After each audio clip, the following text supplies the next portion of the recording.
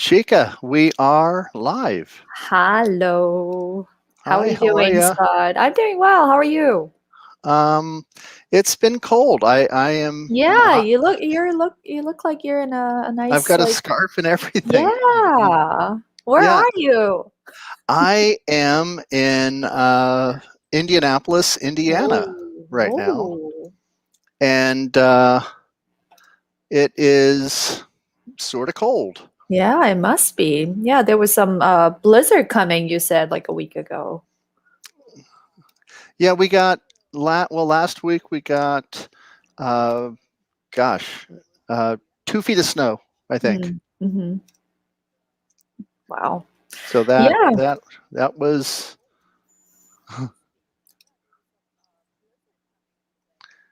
Yeah, that's right. It hit us. It hit us here in Indianapolis.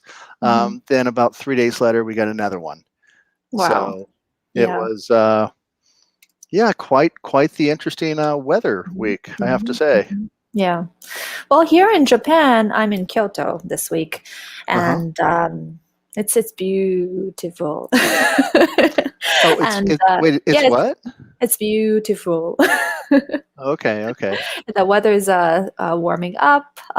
It's a bit chilly, but it's becoming a little bit more comfortable. And yeah, I see not cherry blossoms yet, but plum trees are Oh, starting to bloom here. So that's lovely. yeah, it's lovely. Yeah.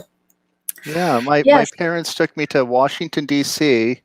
every spring to see the cherry blossoms on the Washington Mall that were Mhm. a gift from the government of Japan. Yeah. I hear it's beautiful over there as well. Yeah. Yeah. So I'm so excited for our guest today. Our guest is a wonderful, wonderful drummer and also educator and a composer as well. His name is Clayton Cameron. Mm-hmm. And he's been a wonderful friend of mine and also played tennis with me. So he's a I'm still great mad tennis about player. that. You've been promising to play tennis with me Yeah, and for actual we can years. see the tennis court from our office, almost, right? We never use them, but yeah, Yeah, we've got 30 tennis courts right, right outside our office, right. and yet Yeah, we don't do that. yeah. Well, instead, I play tennis with Clayton. You know what that means, everybody out there? She's scared. Oh, Clayton is so good. I know. I've talked to him about tennis. He's the real deal. He plays. Yeah, he's a player. Yeah, but anyway, he is also known as a brush master. The brush master. The brush master. Yeah, not a brush master. Get it right. Excuse me, the. That's right. Yeah. So Yeah, we'll talk to him about his legendary video on brush technique and his book, and his amazing career playing with artists like Tony Bennett and Sammy Davis Jr. and on and on and on. Yeah, he's just had an amazing career, and I don't mean had in the past tense. He is having an amazing career, as well as obviously being a respected pedagogue in the field. So yeah, and it's great. Every week we well, not every week, but every time we do this, it's been about every other week now, but we're just talking to so many different types of artists and just seeing all these different possibilities for what you can do in the world of music, whether it's Spanish guitar or music therapy or composition or touring with Tony Bennett. It's kind of cool that we're getting all these different people to come and talk to us. So very excited about that. Mm-hmm. Great. So would you like to bring him in? Yeah, I think now feels like an excellent time to do that. So let's bring in Clayton Cameron. Hey, how are you? Well, hello. It's good to see you. I mean, I've only met you once, I think, and it was Chika and I were playing out at UCLA. That's right. Yeah, that was really that was a killing little concert. Yeah. Yeah, you had that was right in the music building over at UCLA, and you guys did a concert right there in our what we would call our green room. Yeah. And packed with people and students and stuff. Yeah, it was fantastic. Really. Yeah, that was fun. And then we went to a nice little wine bar after in Hung, and that was a great time. Yeah, I had a good time talking to you about music and all sorts of stuff, and of course tennis, which we're gonna get into later here as well. I'm sure you watched the Australian and probably have your opinions. Listen, Naomi Osaka, baby, love her. She is unfriggin' believable. Yeah. I'm so happy for her and her family and Japan, and how she represents all people. She's just fantastic. Yeah. No, love Naomi Osaka. She's fantastic. I'm a little bent on Djokovic. He's great tennis player, not my favorite person, but he's you can separate the two, right? He's kind of more of the if it were a movie, he would be more of an antagonist than a protagonist. Yeah, that's right. No, but he might be the villain you love to hate. I was going to say, if it's a Rocky movie, he's Apollo Creed or the Russian guy. Yeah. I don't know. But he's so darn good. He's so darn good. Right. So, first thing that we usually talk to people about here is obviously the last year, coming up on a year, the lives of everybody around the world has changed, but us musicians, especially those of us who are used to traveling a lot and playing live and teaching maybe at a university in person, all of that stuff, all of that has changed dramatically. I'm wondering first, how you doing? How are you getting by? Two, how are you staying active? How are you staying creative in this? I keep not wanting to call it a lockdown, but that is more or less what it is, right? Yeah. Well, I'm doing well, thank you. I've been fortunate. I haven't had any issues. I've been pretty safe. My 15-year-old son and I live together, and I have a 21-year-old daughter, or 20-year-old daughter in college, soon to be 21. And so my kids are good, so I'm good. I'm healthy and all that. So, and in terms of COVID, dealing with that, it's one of those things. Even what we do already in terms of writing music, the thing that's missing obviously is the live playing. For some of us, who may not write or do a lot of projects, I imagine it's just horrendous. For me, it hasn't really been like that. I've been trying to finish up a book I've been writing for a while, which is based on a TED Talk that I did called Arithmetic, and called Perfect Time. So it's given me a lot of time to try to finish that up, and and I've been writing.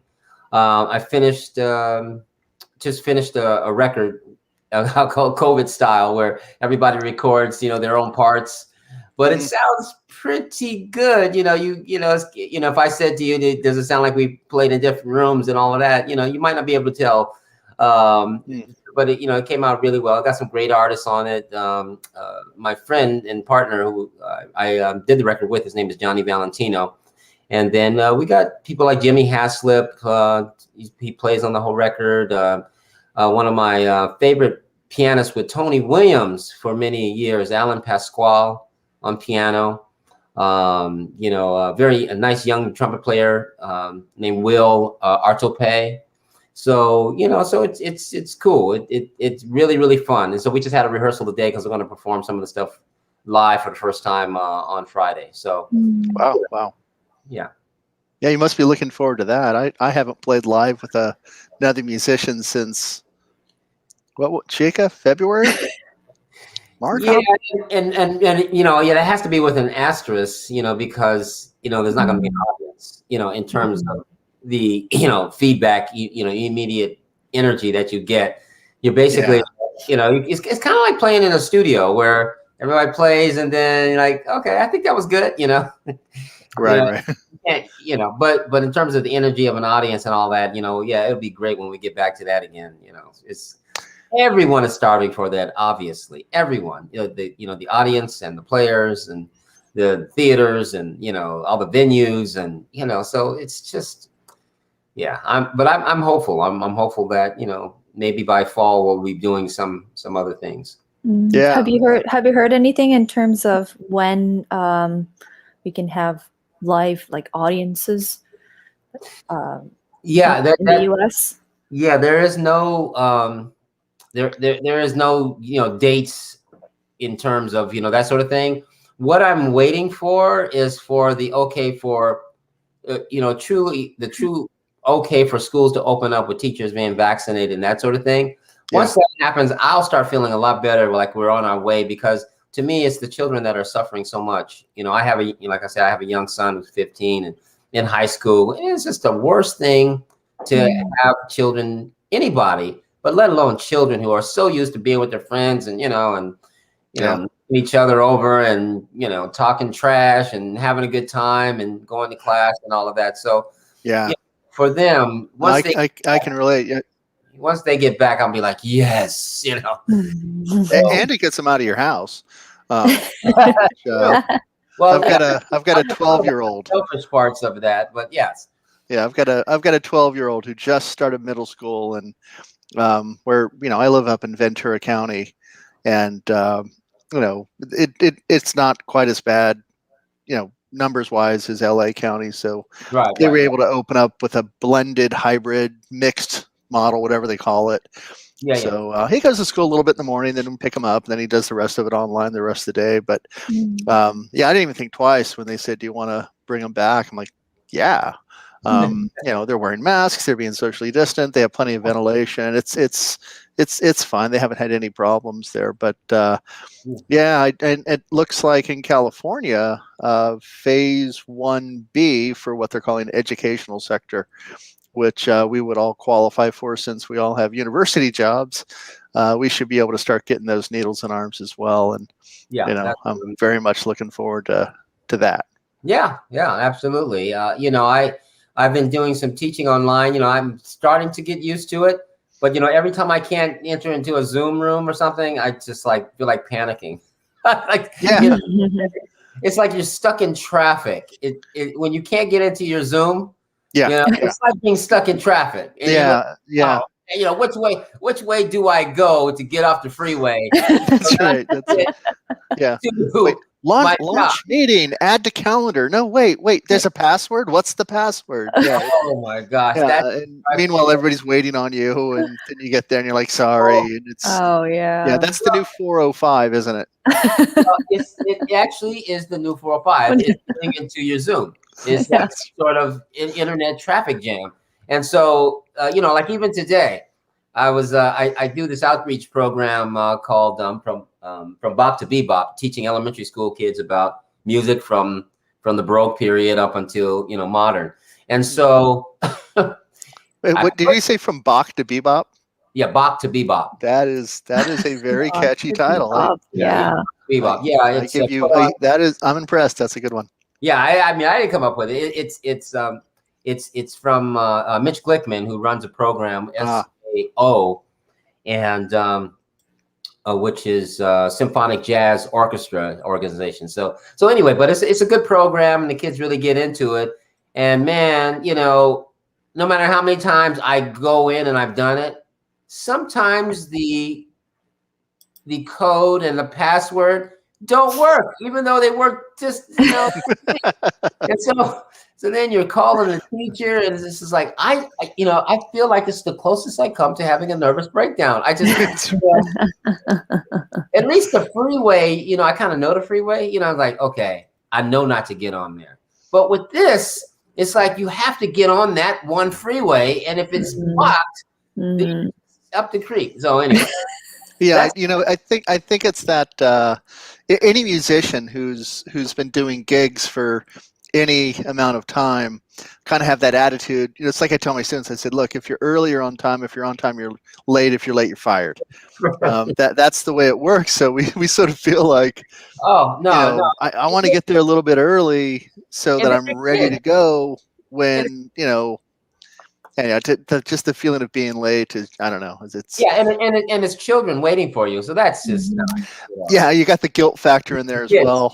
Yeah, I'm letting them down. Yeah, exactly. It's going to scar them for life.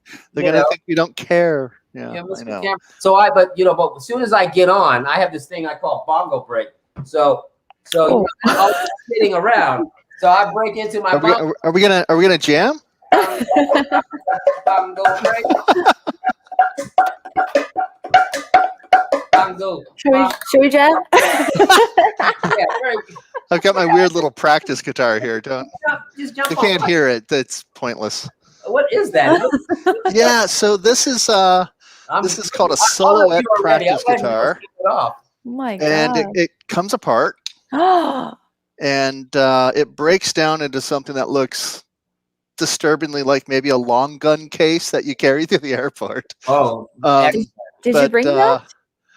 Yeah, no, it's a little. It's just a practice guitar. Wow. And it's called Soloette. They're out of Eugene, Oregon, and I've endorsed them since maybe 2000, something like that. I even played their booth at the NAMM show a couple of times. So I have a question about that. Yeah. So my son, he's taking guitar lessons now, and he's been doing so for about 2 years, but he finally got a really good teacher. And so I knew nothing about, approaches to, whatever approach to guitars and all that. Now I'm learning, more than I ever thought I would know. And with that thing that you have, does it simulate the difficulty of doing bar chords? Yeah. So you have to push down and all of that? Do you want a bar chord lesson right now? do we have time? I'm going to use it, but maybe I can totally do this. I'm so game. So in my book, available now. Yes. Let me get the camera angle here, right? All right. So in my book, I've got an exercise called Ben's bar chords. Yeah. And which I stole from a teacher of mine. But you want to be as close to the fret wire as possible, not back, because you get more leverage that way. And you want to be a little bit on the side of your finger, so you roll out a bit. But have them just do 2 strings. Right? So you just do 2 strings. And when that starts feeling comfortable, do 3. Okay. And then you can do 4, 5, 6. It's like weightlifting. So, you get used to 2, and then you get used to 3. And you got to make sure your thumb is in the right place, not creeping up over. And then when that starts feeling good, then you can move it down. And then the ultimate is when you're down here on the 1st fret. And then after that, you can play Black Sabbath. Why is that the ultimate? Why is it? Why is that the ultimate up there?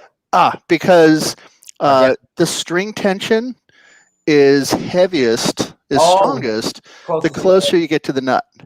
It's looser the more you get to the center, like a high wire, in the middle. That's where it's loosest, right? So here the string tension is not so much, and the frets are smaller. I get it. But then when you get down here, if you can do that, you can play bars anywhere. Yeah, there's less resistance. I see. So now to give full time to everyone. Now Chika has to tell us about her saxophone. Yes. And I should tell you that my son has 0 interest in learning the guitar, and he's learning the saxophone. So I have learned more about the saxophone in recent years than I ever thought I would learn. And so, yeah, the saxophone to me is what the guitar is to you. Yeah, there you go. Go. Okay, Chika, tell us something cool about the saxophone that'll make everybody's lives better. Now, you know what? I just did a little arrangement, and I have to say I've been pretty slacked on knowing all the ins and outs of saxophones. But what I'm really most embarrassed about is I didn't realize that the range when written is exactly the same for alto, for soprano, for tenor, and for baritone. Saxophone from the B flat all up to the A, the written. I didn't know that, and it made it so much easier when I was doing this arrangement. I said, how come I didn't know this before? See, you can always learn something if you're paying attention. So, and I haven't been paying attention. Yeah, and it looks complicated, saxophone. It's complicated. No, it's not. It's basically like a recorder. Yeah. You know, I would have loved to have been around when Adolph Sax just said, you know, the trumpets, they just got too much on the woodwinds.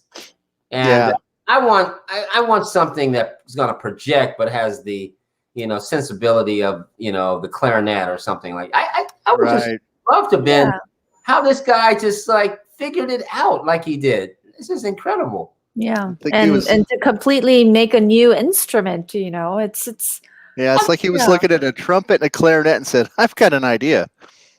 Have you ever, either one of you, ever been to the Museum of Instruments in Arizona? Yes, we went together. Actually. When were we there, Chika? Last spring?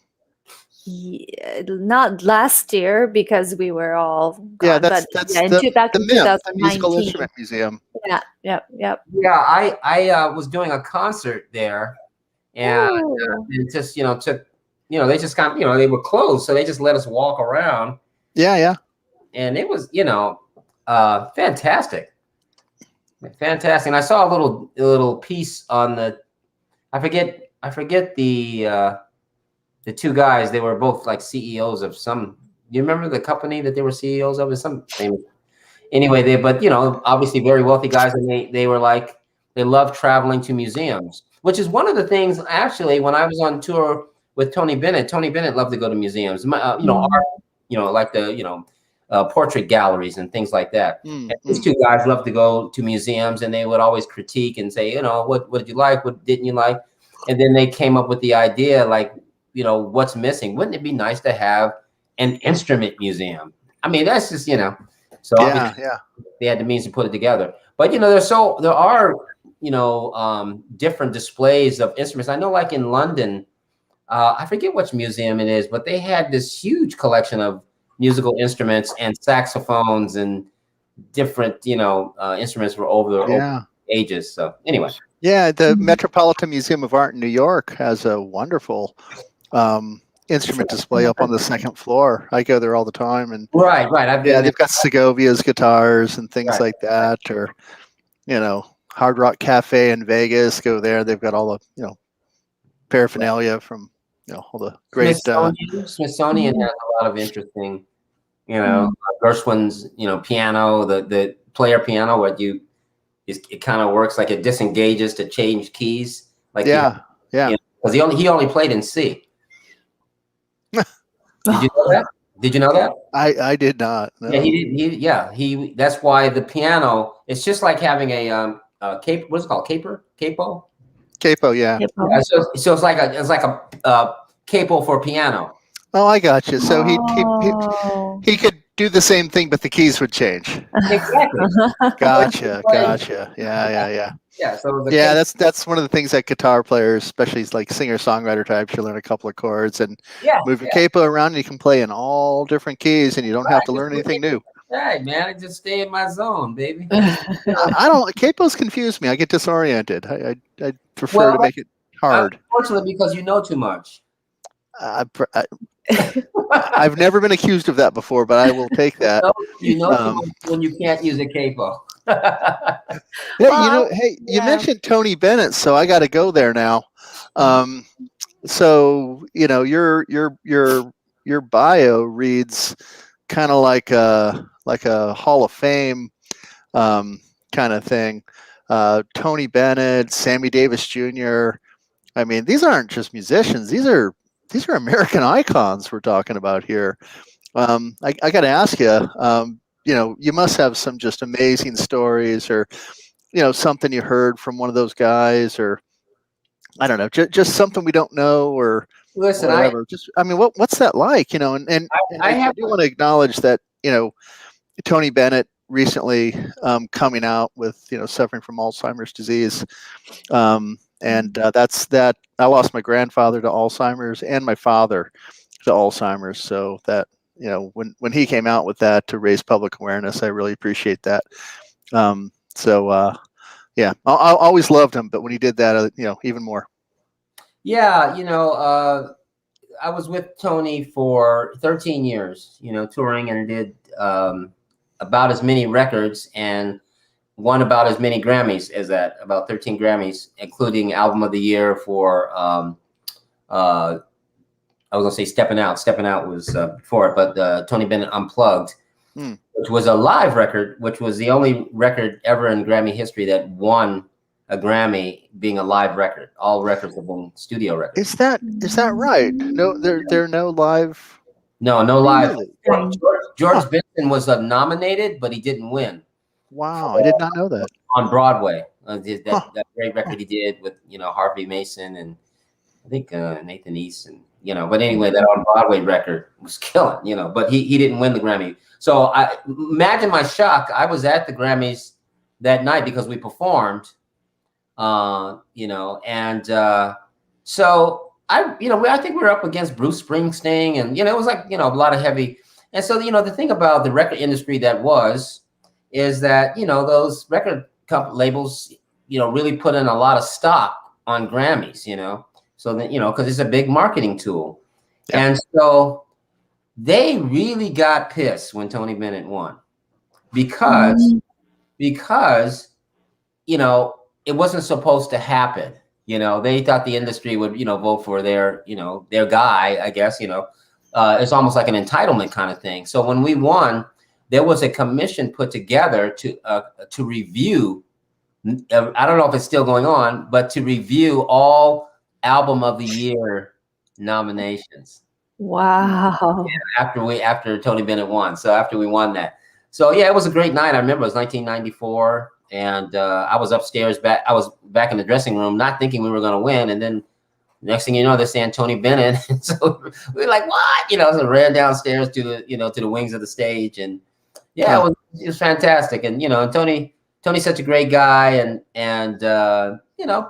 it's kind of like he's been there, done that in a way where, he was appreciative, but it was kind of like he was just being himself. He never changed anything. When we did the Steppin' Out record, the Fred Astaire, that was the record that the tune Steppin' Out was actually put in circulation on MTV, which was a big deal at that time.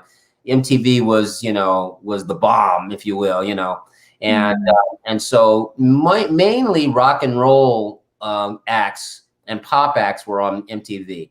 So they didn't have funk and soul and all of that, and certainly not any traditional what we call traditional music in Tony's Grammy category.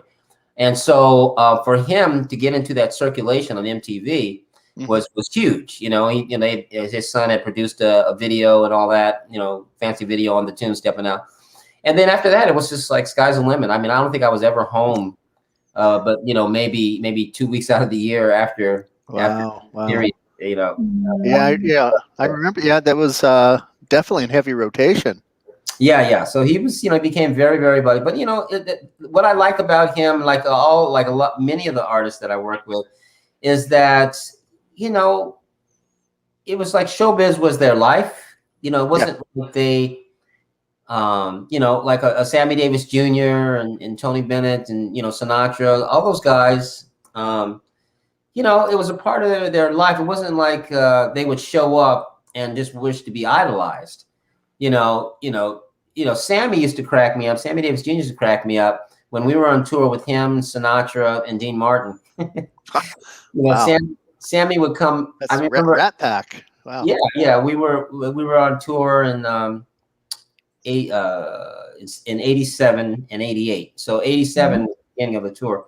And so, we were doing arenas. So we did like the Forum, we did the, Superdome, we did the Oakland Arena, things like that. So we were playing all these huge arenas. And so finally we got to Chicago after about, I don't know, a couple of weeks. And so we played the Chicago Theater, which was an intimate theater of like maybe 3,000. I'm not sure what it holds, but it can't be more than 3,000. While we're coming from these arenas where you're playing 20,000. I mean, and they were packed, and so it was fantastic. And so I remember Sammy, he had that really, really fiery, good spirit, and so we came off the first night, and he used to have me do a duet with him, and he would do this whole medley of tunes, and he would just kill it, and then we'd get a standing ovation.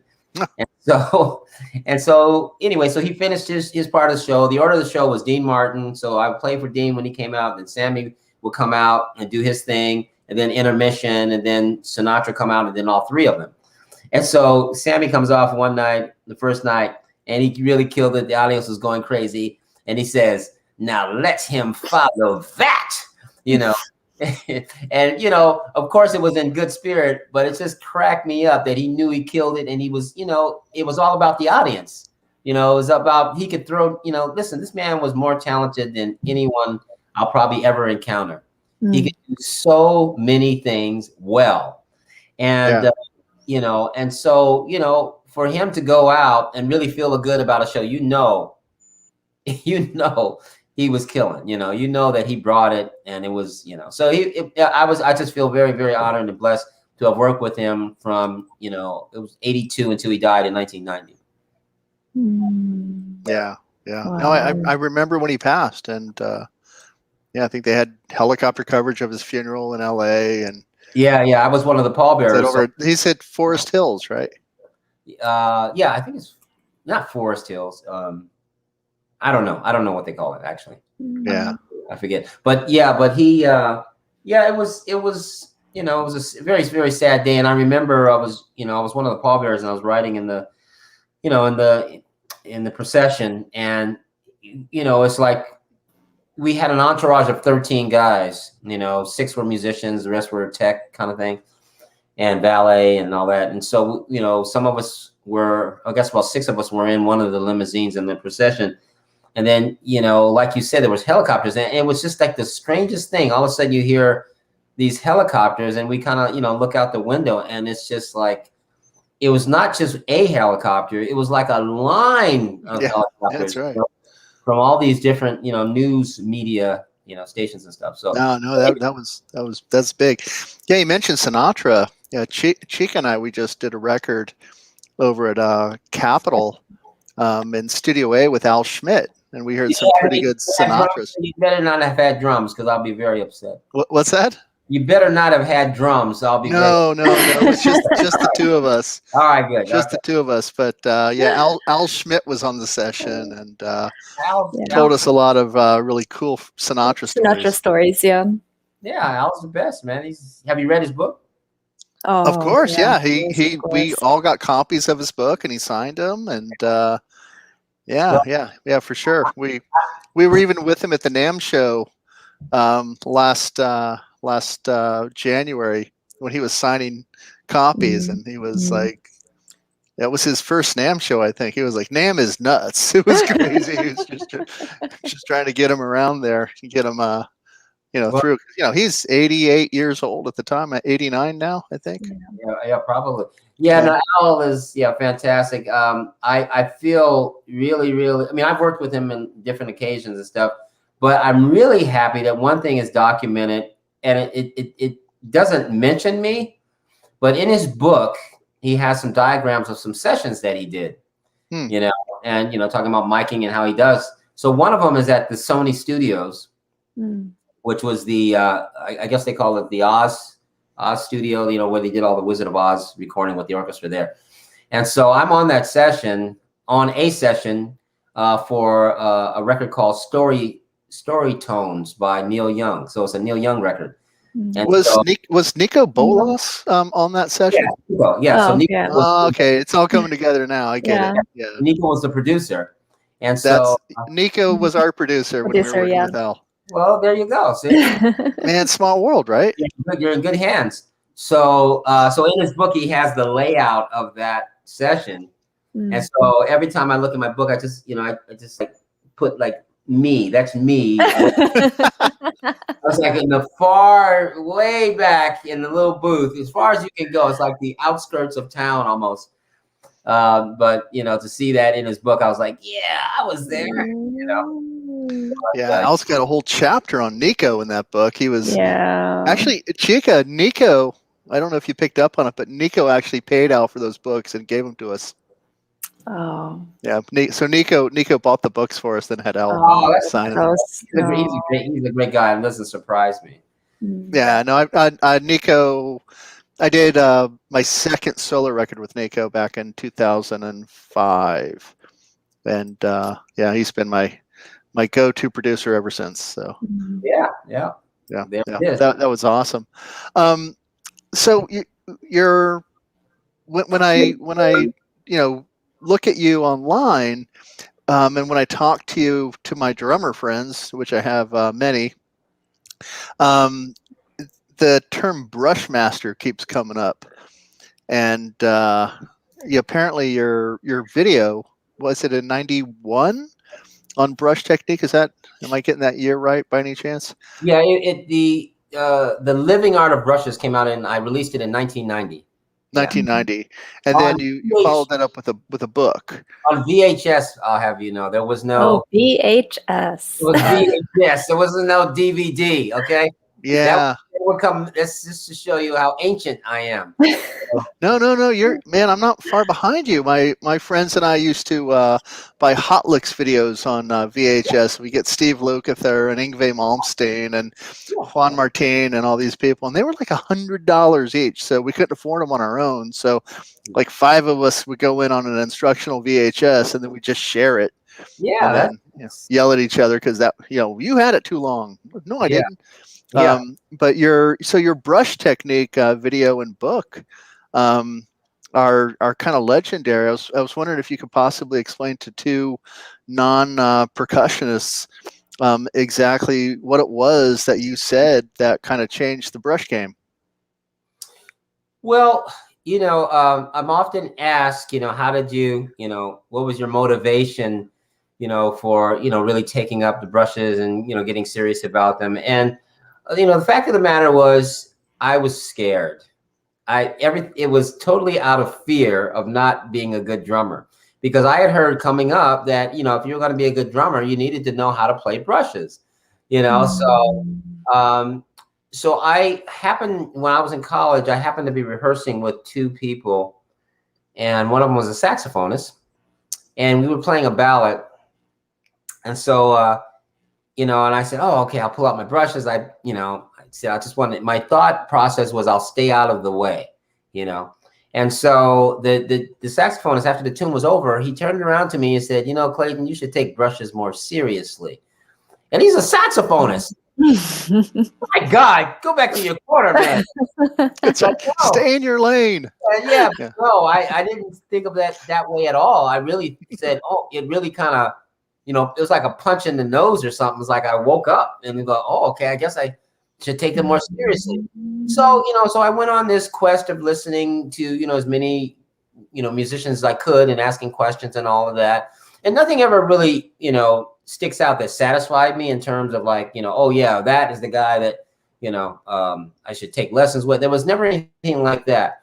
And so after I graduated from college, I had a gig in Las Vegas working with a fantastic pianist by the name of Kirk Stewart. He used to be the pianist for Sarah Vaughan and many other people, and did a big record with her live at Tivoli Gardens. It's called, beautiful record. And he sings, great singer. Unfortunately I guess he sounded too much like Nat Cole. Not that he tried, but he just sounded like Nat Cole. Then he's already a Nat Cole, right? So as great as he was, he sounded like Nat. So, but anyway, it was fantastic. Which there can be only one. Yeah, there'll only be one. But it wasn't like he tried, it was just like, that's the way he sounded. So anyway, but he was a fantastic pianist. I mean, he sounded like Oscar Peterson, So in the lounge of the Desert Inn Hotel is where we played, which is the Desert Inn. Yeah, it no longer exists. I know a friend of mine got married there a week before they blew it up for a Jackie Chan movie. Oh, yeah, yeah. They what Jackie happened? There was a Jackie Chan movie. I can't remember which one it was, but they blew it up for a movie, and they did the demo and didn't charge Desert Inn anything. But I love that place. Golf course and back. Yeah. Well, the Desert Inn, was started by Bugsy Siegel back in the day. Bugsy. But anyway, they had a lounge in there, a nice little musical lounge that had about 3 different bands that would play 6 nights a week. And so the Kirk Stewart's band, it was a trio, we would play. Start around 9 o'clock and then you finish around 2 a.m. But each set was only 45 minutes. So you played like 3 45-minute sets stretched out over, 8 hours or so. And so one of the things that they did not allow you to do was have your music draw attention away from the gambling tables, from the blackjack tables, from the, from the pie gal, from, all of those tables, because that's why they're in business, is to keep people there and spending their money. The only time people came to the lounge really was so that after they lost their money, they would get a drink ticket or something. And so then we would be there playing at a very low volume, right? And so if it got too loud, there was a little red light that would flash. That was like above the audience. They couldn't see it, but we could see it. So if it started flashing, that meant the band was too loud. Oh.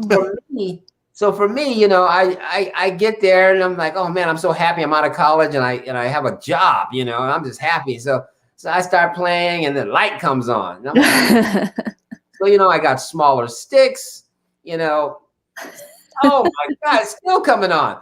So it just became this thing, where it was so uncomfortable to play.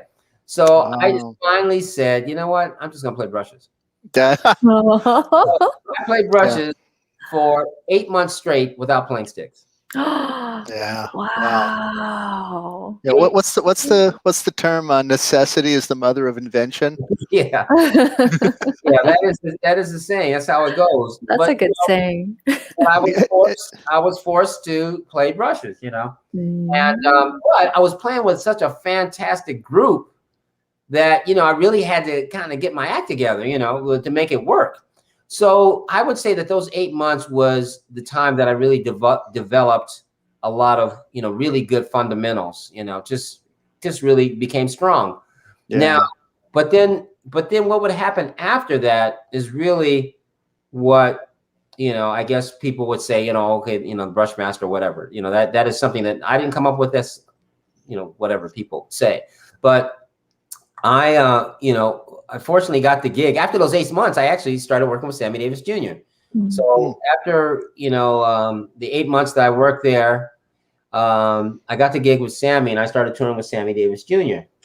Now, one of the things that Sammy would often do, of course, was dance in his show. He was a tap dancer, right? He was a friggin' hoofer. I mean, that's how he grew up, all the stuff you see him do when he was a kid, 3 years old. There's footage of him. He's killing at 3 years old.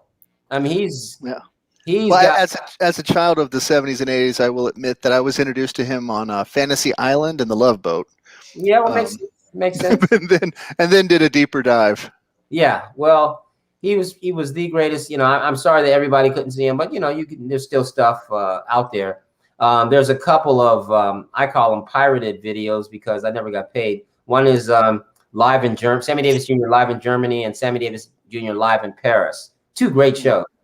But anyway, so Sammy did a movie with Gregory Hines called Tap. Yeah, that's a great movie. It's a great movie, and Gregory Hines is a real dancer too. Gregory was fantastic. Now, Gregory is the kind of he's another one like Sammy Davis Jr. is vaudeville, coming out of vaudeville and that circuit. Mm-hmm. Gregory Hines and his brother catch the end of that, So they're, much younger, and they, with their dad, their group was called Hines, and Dad.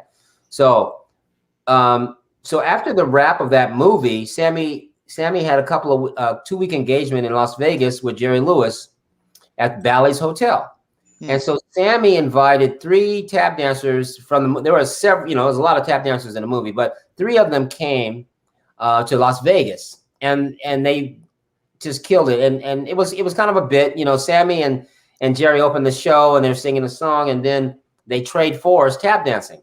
Sammy does the real deal. Jerry Lewis does Nutty Professor tap dancing, and gets lots of laughs and all of that. And so Sammy, incredulously says to Jerry, what are you doing? And Jerry's like, what? I'm tap dancing. And he goes, no, that's not tap dancing. I'll show you tap dancing. And he gestures to stage right, and then out comes three hoofers: Bunny Briggs, Sandman Sims, and Arthur Duncan. So that was an unbelievable 2 weeks for me, because I watched these guys, including Sammy, every night do what they call their combinations. They had all these different combinations. Like for us as musicians, you have your scales, and then you play scales on certain chords, and for drummers they have rudiments and different combinations, that sort of thing. And so tap dancers have what they call combinations, And so I would listen to these guys and I would go, oh my God, that was killing. What was that? What was that rhythm? And so I would go back, I would literally I'd have a little pad in my room, and I go back and I go, okay, let me see. So he went,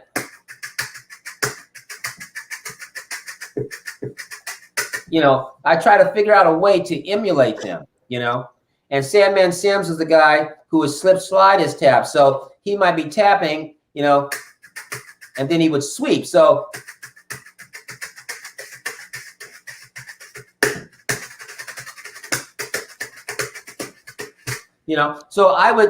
it was just so infectious to see them do that. And so I would go back in my room every friggin' night after listening to them and try to emulate. And so, and then Gregory Hines came 2 nights on the second week. He surprised Sammy Davis Jr. So even Gregory, it was like killing. In fact, one of the TED Talks I do, I talk about that. It's called TEDx Manhattan Beach, Clayton Cameron, TEDx Manhattan Beach. And I talk about the tap dancers and their influence as I'm playing. So, but anyway, with that said, it took me about 4 years to develop the techniques in order to really play what I was hearing, because I didn't have the technique to do what they were doing. I had to figure it out. And so, so it took, I honestly say it took about 4 years of just doing it and figuring out and messing up and going to gigs, trying to do stuff and like, oh, that sucked, just keep the time, man, that sort of thing. And so that, in combination with the 8 months of just straight playing, and then those guys, it's basically kind of like a quiet storm. They just kind of came together. It wasn't something that I planned, but it's something that I just really dug and loved. And even to this day, I'm still like, just coming up with stuff, because anything that I can emulate anything with the brushes, but it's going to sound different because they're different. So I can play. You can play a beat. You can say, do do dot, do dot, and if I take the brushes,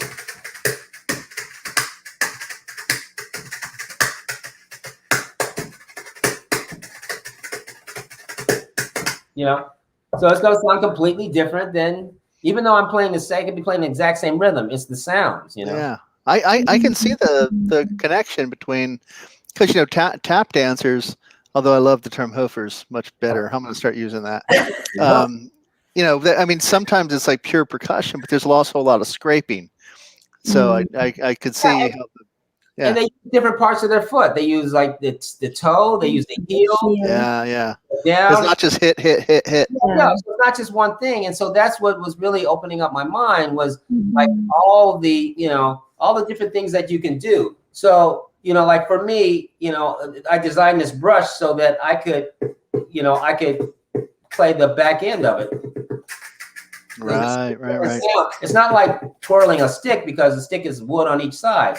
But if I do this, right, more colors there. Yeah, so it's just exactly right. So it's another color, and you can get so many colors with the brushes, if you will. And you get to look cool spinning it. Yeah, well, you gotta look cool. Come on. That's what is it? A byproduct. I have always been jealous of drummers, because they always look the coolest, because they can do the stuff, and guitar players were a little bit better. Saxophonists, sorry, There's just Well, no, we're usually at the front, though. I don't know. You got to find a way to spin the saxophone around here. I'm not buying the woe is me. I'm sorry. Yeah. Right. Guitar players turning up their amps. Well, being a classical guitar player, it is woe is me. Make the guitar faces, all that stuff. My guitar face is usually. Oh no! There's that scale. Hey, we've got a question from. It's funny when you mentioned Desert Inn, and I said I went to a wedding at the Desert Inn before they imploded it, and the person whose wedding I went to just asked you a question, and he said, in Vegas or elsewhere, did you ever play with a guy named Chips Davis? Chips Davis. I don't know if he played around Vegas or what, but tennis I don't know. I don't recall the name. Sorry. Oh, okay. That answers that. So music is awesome, and that's why we're here. But the really important thing to talk about is tennis. So. I guess my hobby, yes, my favorite hobby. It's just it's interesting to me that my musician friends, they, especially soloists, but guitar players, it's either golf or tennis or both. And I guess I'm wondering, what do you think the connection is there? Because I am equally obsessed with tennis. I've taken 2 lessons a week. I was playing USTA round robins on Saturday mornings. Have you seen a connection between the drumming or the brushing and the tennis? Yeah, what do you? Is there a connection there, or is it just coincidence? Well, I knew nothing really about tennis other than that there were some famous tennis players like Arthur Ashe and John McEnroe, that sort of thing. But a friend of mine, when I was touring with Sammy Davis Jr. in the 80s, early on on the gig, he said, Clayton, you're traveling to all these nice places. You should take up tennis. Then it gives you something to do. Because at that time, I was playing racquetball and I hated it. And you couldn't play it everywhere you went. And so I would take up running. So I was a pretty good runner and actually did, some 10Ks and stuff. And, when I was out on the road and did really, really well. But it's kind of hit and miss, and so racquetball is bad for your wrists. Oh, I just hated racquetball for so many reasons. One, it was indoors, and then 2, I would always run into walls and hurt myself, So the acoustics are pretty cool, though. You got to admit that. Yeah. So if I was playing some music in there, I might be all right. But but so I didn't really take to it. So anyway, so I took up his challenge in a way, and I happened to be in Hollywood, Florida, and we arrived the night before. Then the next day, I opened up my window, and there's these beautiful tennis courts, these green clay tennis courts, and green clay. Oh. Yeah. And so he told me, he said, "Look," he said, "you don't have to know anything. Just have some sneakers and shorts, and they'll give you a racket." So I said, "Okay." So I went over and I took my first tennis lesson. And I loved it. And I remember he gave me this oversized Prince head racket, right? This Prince racket. Mm-hmm. And so I took that racket. And then the next place I would take a lesson would be at the Desert Inn with a guy by the name of Marty Hennessy. And he's still in Vegas. Great tennis coach, great guy. And so I took a lesson with Marty. But that's where the story really begins, because when I was leaving my lesson with Marty, this group of kids were coming in, and they were quite boisterous. They were teenagers, and so they just seemed kind of full of themselves. So I said, it looked like they were going to hit with Marty. So one of them was, and so I said, I'm gonna stick around and watch this. So we're all sitting behind the baseline on the other side of the fence. Mm. And the kid turns around and goes, and Marty's left-handed, so he's serving to the ad side, which usually means the lefty can swing you out wide to your backhand.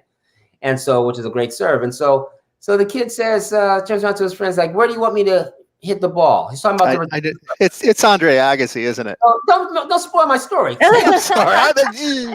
My bad. I was just guessing. Get out of the way. So he says to him, he says, where do you want me to hit the ball? Says to his friends, where do you want the ball? Hit it down the line. Hit it down the line, Andre. Hit it down the line. So, so now it's legendary. Everybody knows. But at that time, he was 15 years of age. Wait, I'm right. It's Andre Agassi. Right. You are right. You spoiled my So he steps in and he just nails this forehand on the outside down the line. And I just sat there going, that's not normal. I don't know that much about tennis, but that is not normal. So I go on the next day. And so I was on my tennis expedition. So the next day I went over to Caesar's Palace because I wanted to take a lesson with Pancho Gonzalez, the great Pancho, Mexican-American tennis champion. And so I go over to Caesar's and I signed up and everything. And I called over. And so there was a young lady behind the desk. And I said, yeah, I'm here to take my lesson with Pancho. And so she kind of gestures her eyes over to his office and she goes, he's not in a good mood today. I wouldn't take a lesson with him. And I was like, oh, okay. All right, fine. So I just was chatting her up, right? So we were just chatting after that. And I told her about this kid I saw. He goes, oh, yeah, that's my cousin, Andre. And so she asked me what I was doing in town. I said, well, I'm here. I'm working over at Ballet's Hotel, playing with Sammy Davis Jr. over in the celebrity room. And she goes, oh, well, you should say hi to my uncle. He's the maitre d' in the, what do they call it? See, the celebrity room and the showroom. He's the maitre d' in the showroom. So I said, oh, okay. So I go over and I say, hi, Mike. Everyone called me Cece at the time. I said, I'm Cece. I'm here playing with Sammy Davis Jr. And I told him I saw your son play tennis today. Oh, you saw Andre play tennis? Oh, yeah, he's getting good. So he says to me, what are you doing tomorrow morning? And so I said, nothing. I mean, I work at night like you, because, I was on my way to work and he was working. He's the maitre d'. And he was an old school maitre d'. He's the kind, he tells people, hey, take him to table 26. And then he gets the big tip, kind of thing. It was old school Vegas. It was just like, it's like, okay, yeah, you got table 22. Okay, put him right up front, that sort of thing. So anyway, so I went over to his house, which was way outside at that time, way outside of Vegas, because there wasn't many homes in between the strip and where his home was that he built.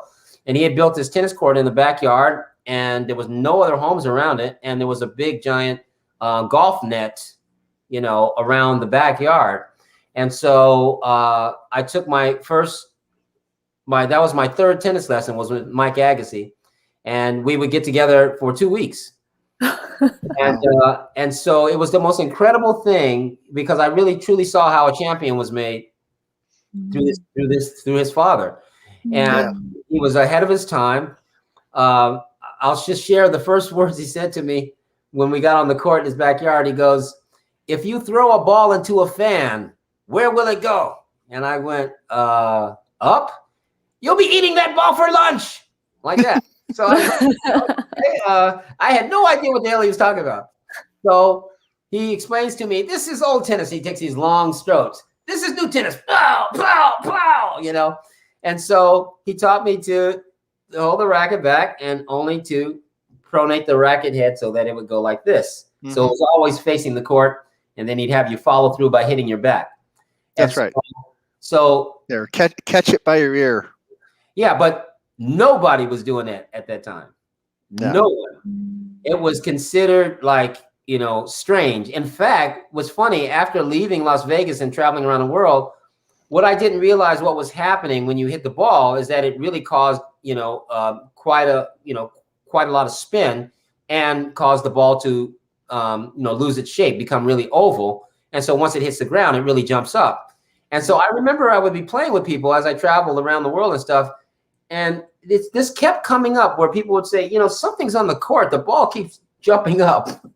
I had no idea that what Mike had showed me was causing that, Yeah, top spin. Yeah. Well, yeah, now it's common knowledge, right? But That's right. It was not. This was Rafa hits top like 4,000 RPM or something ridiculous. Yeah, we could talk about that too. I can tell you that's an extension of what Mike created or started. Yeah. Rafa added another dimension, and we can. That's a whole nother. Yeah, I know. Bass liner, tons of top.